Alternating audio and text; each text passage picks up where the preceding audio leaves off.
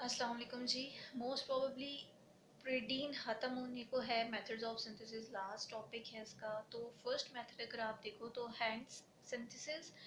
Well इसके अंदर हम लोग सिंपल pyridine को सिंथेसाइज नहीं करते हैं। आप इसके अंदर कोई भी डेरिवेटिव अगर लेना चाह रहे हो, स्पेसिफिक डेरिवेटिव्स होते हैं, अगर हमने इस मेथड के सिंथेसाइज करना आसान रहता है।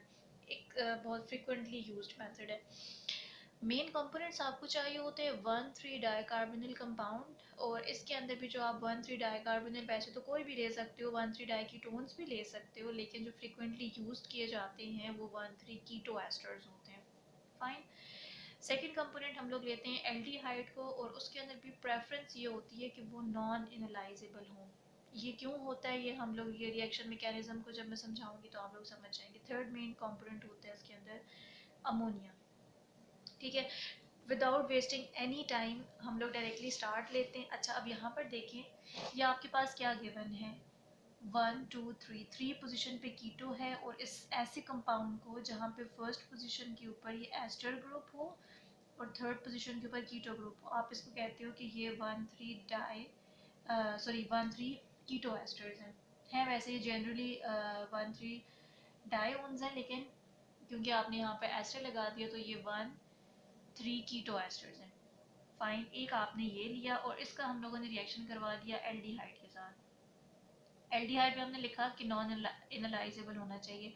वेल देखें, जब कभी भी आपके पास कोई कीटो ग्रुप होता है तो उसकी जो अल्फा वाली पोजीशन होती है, यहाँ पर हमें पता है कि अगर कोई भी आप बेस यूज़ कर रहे हो तो यहाँ से प्रोटॉन एब्स्ट्रैक्ट हो जाता है, या आप कह सकते हो कि जो कीटो फॉर्म होती है ये इनोल फॉर्म के साथ इंटरचेंज होती है, टॉटोमराइज होती रहती है।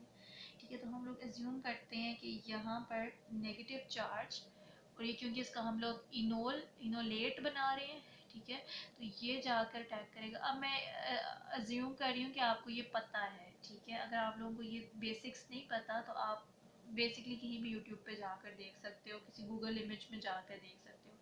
अच्छा, इसका जो इनोलेट बना, इसने कहाँ पर जाके, ये basically as a nucleophile act करेगा, और इसको इलेक्ट्रोफाइल कौन सा नज़र आ रहा है, ये वाली पोजीशन पे। ठीक, तो इस नेगेटिव ने जाकर यहाँ पर अटैक कर देना।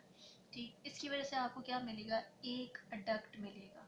ठीक, वो डक्ट कैसा होगा, जो ये वाली पोजीशन यहाँ पर अटैक कर लेगी और ये आपको OH की फॉर्म के अंदर नज़र आएगा। राइट, डायरेक्ट लिखा हुआ यहाँ पर, ये OH के अंदर पहले बनेगा और फिर क्या होगा, इसका OH और यहाँ से H, ये वाटर की फॉर्म में एलिमिनेट होके, इसके रेफरेंस से देखें आपको क्या नजर आएगा, ये वाला एलिमिनेट हो जाएगा पूरे का पूरा बॉन्ड, और इस पोजीशन पे आपको डबल बॉन्ड नजर आएगा।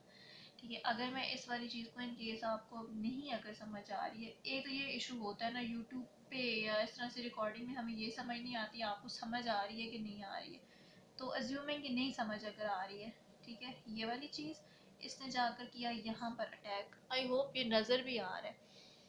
तो हमें क्या मिलेगा, CO2 एथिल, ये मैथिल ग्रुप अपनी जगह पे है, कार्बोनिल अपनी जगह पे है, इसने जाके इस वाले कार्बन के साथ बॉन्ड बनाया जहाँ पर RH, और ये कन्वर्ट हो गया OH के अंदर। ठीक है जी, यहाँ पर फर्दर क्या है, हाइड्रोजन है,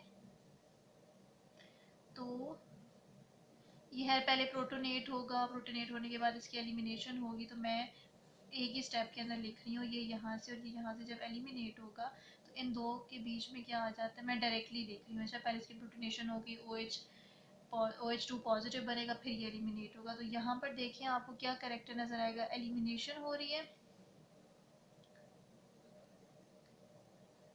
इसको हम लोग कंडेंसेशन भी कहते हैं। कंडेंसेशन तो है पहले ही हो गई थी, अब वाटर का रिमूवल हो रहा है, तो यहाँ से आपको जो मॉलिक्यूल मिल रहा है, methyl C double bond O, ये एस्टर फंक्शनैलिटी, यहाँ पर डबल बॉन्ड, इधर यहाँ पर R प्रेजेंट है, यहाँ पर H प्रेजेंट है, और ये वाला मॉलिक्यूल आपके पास अल्फा बीटा अनसैचुरेटेड कंपाउंड की फॉर्मेशन हो जाती है। अल्फा बीटा अनसैचुरेटेड, यही वाली चीज़ यहाँ पर लिखी हुई, तो बेसिकली ये वाला स्टेप मिसिंग थे, मैंने नीचे बता दी है। फाइन, इजी है। एल्डोल कंडेंसेशन में आपने 5th सेमेस्टर के अंदर ये बहुत पढ़ा होगा। तो हमें एक अडेप्ट ये मिल गया। अब यहाँ पर आप यूज़ करते हो अमोनिया। अमोनिया आपको पता है अच्छा न्यूक्लियोफाइल के तौर पर एक्ट करता है, और यहाँ पर भी इसका सेम ऐसा ही मैकेनिज्म है, ये भी आप लोगों ने पढ़ा होगा इमीन फॉर्मेशन के अंदर। जैसे हम लोगों ने इसका अटैक करवाया ना कार्बोनिल पे, सेम उसी तरह से अमोनिया यहाँ पे इस कार्बोनिल पे अटैक करता है। यहाँ पर क्या हुआ था, OH की एलिमिनेशन हुई थी, लेकिन इस वाले केस में भी आप देखोगे क्या होगा, स्लाइटली डिफरेंट है। अमोनिया ने इस वाले कार्बन के ऊपर आके क्या किया, अटैक किया बीइंग न्यूक्लियोफाइल इस इलेक्ट्रोफिलिक पोजीशन के ऊपर। तो क्या होगा, नाइट्रोजन का और इसका बॉन्ड बन गया और ये वंस अगेन किसके अंदर कन्वर्ट हो गया, OH में। फिर ये किसके अंदर कन्वर्ट हो जाता है, as a leaving group leave out करता है। तो हम लोग ओवरऑल कंसिडर करते हैं कि OH और एक H इसका एलिमिनेट होता है, तो आपके पास फॉर्मेशन हो जाती है इमीन की।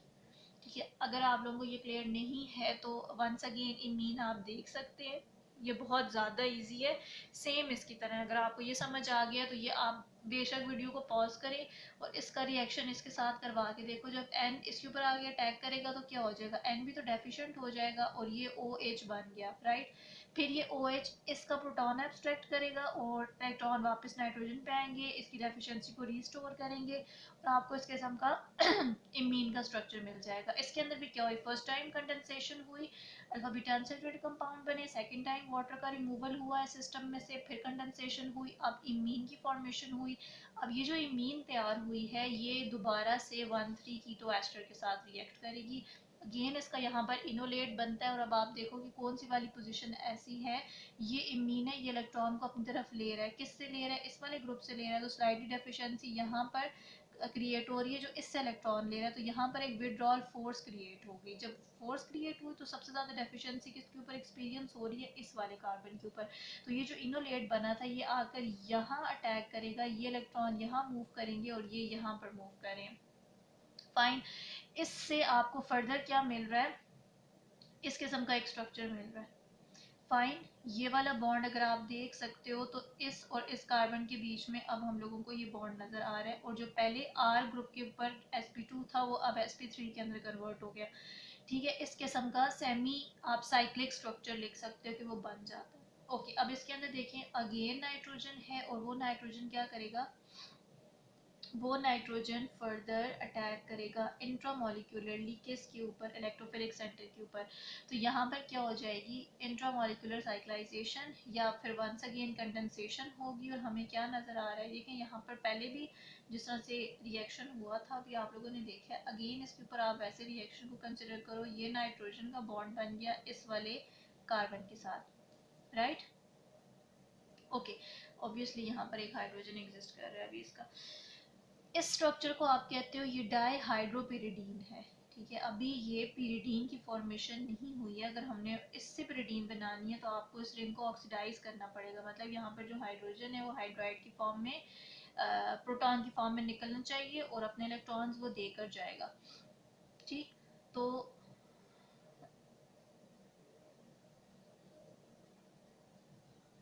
ठीक है, हाइड्राइड की फॉर्म में, मतलब कि हाइड्राइड जब सिस्टम में से निकले तो आप कहते हैं ऑक्सीडेशन हो गई ना।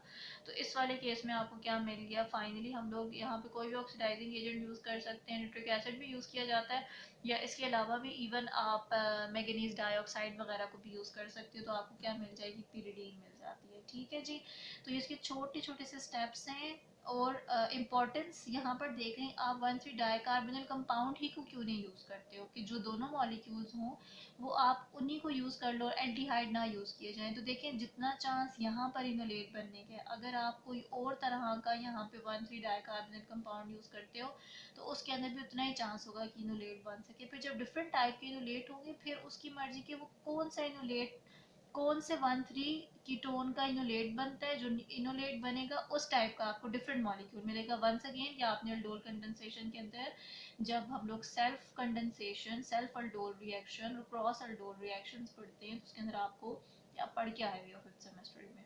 फाइन, अगर इन केस कोई भी कंफ्यूजन है तो आप मुझे कमेंट्स में मेंशन कर सकते हो, एक छोटी सी वीडियो में कोशिश करूँगी बना दो इन केस अगर आपको नहीं क्लियर। ठीक है, तो ये आपके पास इस वजह से हम लोग एक 1,3 कीटो यूज़ करते हैं और एक ही तरह का यूज़ करते हैं। ठीक है, और दूसरा एल्डिहाइड प्रेफरेबली नॉन एनालाइजेबल क्यों है, वंस अगेन अगर ये भी एनालाइजेबल हो फिर प्रोबेबिलिटी ये भी होगी कि अगर इसका इनोलेट बन जाए और वो उसके साथ रिएक्शन करे या इसका इनोलेट बन जाए उसके साथ रिएक्शन करे तो डिफरेंट प्रोडक्ट्स आते हैं। आपको डिफरेंट प्रोडक्ट्स नहीं चाहिए, आपने रिएक्शन को सेलेक्टिवली इस तरह से कैरी करवाना है कि वो पिरिडीन की फॉर्मेशन ही दे। ठीक है, आई होप ये क्लियर होगा। बहुत ही ज़्यादा सिंपल और बहुत ही ज़्यादा क्लियर कट टाइप मेथड है। सेकेंड वाला मेथड कौन सा है जी, वो आप नेक्स्ट वीडियो में डिस्कस करते हैं।